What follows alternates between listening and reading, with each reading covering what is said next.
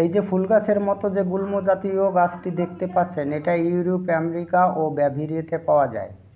মাতা হানিম্যান সরস অবস্থায় এই গাছ নিয়ে সর্বপ্রথম পরীক্ষা নিরীক্ষা করে ড্রোসিয়া রোটানডিফোলিয়ার মাদার টিংচার প্রস্তুত করেন। কষ্টকর হুপিং কাশি, সর্বপ্রকার কাশি, মাথার রোগ, পাকস্থলীর পীড়া ইত্যাদি জটিল জটিল ব্যাধিতে ঔষধটি সুফলের সঙ্গে ব্যবহৃত হয়। ঔষধটিতে যে সুনির্দিষ্ট প্রধানতম লক্ষণগুলো রয়েছে, যদি তার ঔষধচিত্র মনে মনে অঙ্কন করে নেওয়া যায়, তবে সঠিক ঔষধ নির্বাচন করতে খুবই সুবিধা হয়।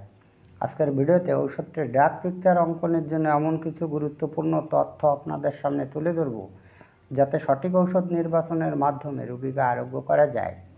ভিডিওটি ভালো লাগলে লাইক, কমেন্ট, শেয়ার করবেন এবং আপনি যদি এই চ্যানেলে নতুন এসে থাকেন তাহলে চ্যানেলটিকে সাবস্ক্রাইব করে রাখবেন সবার আগে নতুন ভিডিওর নোটিফিকেশন পাওয়ার জন্য।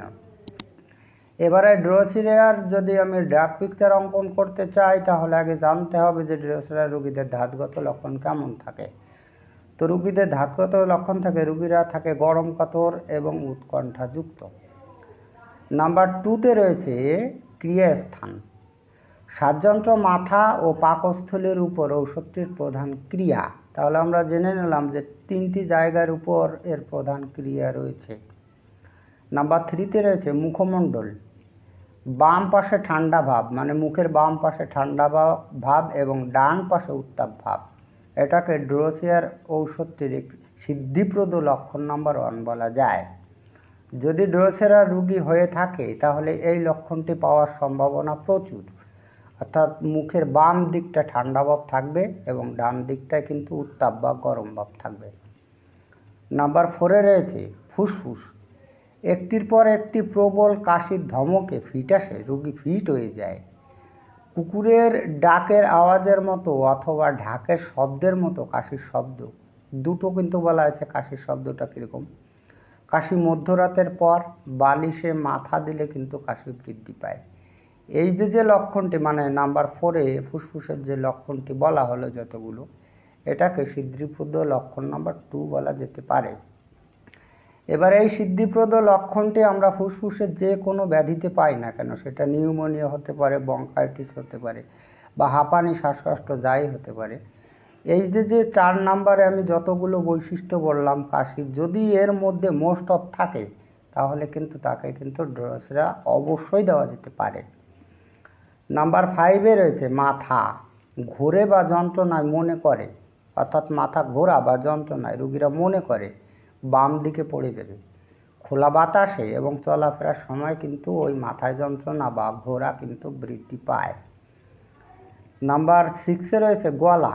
স্বরভঙ্গ, তার জন্য রোগী কিন্তু চুপি চুপি কথা বলে। গলার মধ্যে সুরসুর করে কাশি হয়, মনে করে যে গলায় খানিকটা সর্দি আটকে আছে, অর্থাৎ গলার মধ্যে কিছু একটা আছে, ওই পাখির পালক আছে বা কিছু একটা আটকে আছে, এরকমটি কিন্তু মনে করে এবং সেটা তোলার জন্য তারা কিন্তু অনবরত কিন্তু কাশতেই থাকে। নাম্বার 7-এ রয়েছে বুক। কাশির সময়ে 2 হাত দিয়ে পাজড়া চেপে ধরে। এই যে বুকের যে 2টি পাজড়া, সেই পাজড়া কিন্তু 2 হাত দিয়ে চেপে ধরে।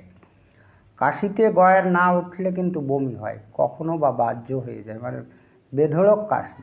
এত পরিমাণে কাশি হয় যে কাশিতে যদি গয়ের না ওঠে, কফ যদি না ওঠে, তাহলে কিন্তু বমি হয়ে যায়, নতুবা কিন্তু অনেক সময় কিন্তু রোগীদের বাহ্যও হয়ে যায়।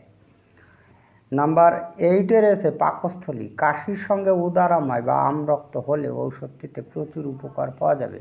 তার মানে এই কাশি থাকতে হবে, আর আমি কাশির যে সিদ্ধিপ্রদ লক্ষণ নাম্বার বলেছি, অর্থাৎ 4-এ যে সিদ্ধিপ্রদ লক্ষণটি বলেছি, সেই ধরনের কাশির সঙ্গে যদি উদারাময় থাকে তাহলেও কিন্তু এই ড্রোসিয়া ব্যবহার করা যাবে। নাম্বার 9-এ রয়েছে বৃদ্ধি। মধ্যরাত্রে এবং শয়নে কিন্তু ড্রোসিয়ার সমস্ত রোগ ব্যাধিগুলো বৃদ্ধি পায়। নাম্বার 10-এ রয়েছে ঔষধের শক্তি ও ডোজ। 6 এবং 30 শক্তি অধিক কার্যকারী। এই আমাদের ড্রোসিয়া ঔষধটির কিন্তু 6 এবং 30 শক্তি অধিক কার্যকরী।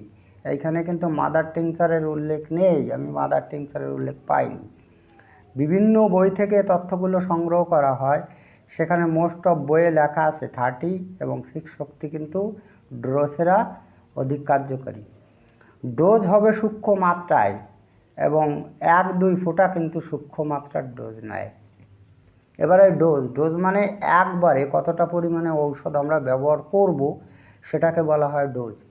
অনেক রাইটার এবং অনেক ভিডিও ক্রিয়েটার আমি ইউটিউবে এবং ফেসবুকে দেখেছি, তারা কিন্তু 2-1 ফোঁটা কিন্তু ডোজ বলে দিচ্ছে, বলছে 2-1 ফোঁটা দিনে 3 বার খেতে বা 2 বার খেতে। এই যে 6 শক্তি এবং 30 শক্তি, এটা হচ্ছে সেন্টিসিমেল পোটেন্সি বা শততমিক পোটেন্সির ঔষধ। এই সেন্টিসিমেল পোটেন্সির ঔষধ কিন্তু 1-2 ফোঁটায় ডোজ খাওয়া যায় না, এটা কিন্তু সূক্ষ্মমাত্রার ডোজই নয়।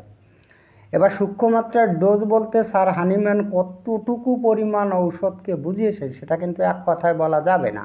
যদি এক কথায় বলা যেত তাহলে আমি কিন্তু প্রত্যেকটা রেমেডিসে কিন্তু বলে দিতাম। এবার সূক্ষ্মমাত্রার ডোজ বলতে স্যার হানিম্যান কতটা পরিমাণ ঔষধকে বুঝিয়েছেন, সেটাকে কিভাবে ব্যবহার করতে হবে এবং সেটাকে কিভাবে তৈরি করতে হবে, এই সম্পর্কে যদি আপনি বিস্তারিত তথ্য জানতে চান তাহলে এই চ্যানেলের 18 নং ভিডিওটি দেখতে পারেন।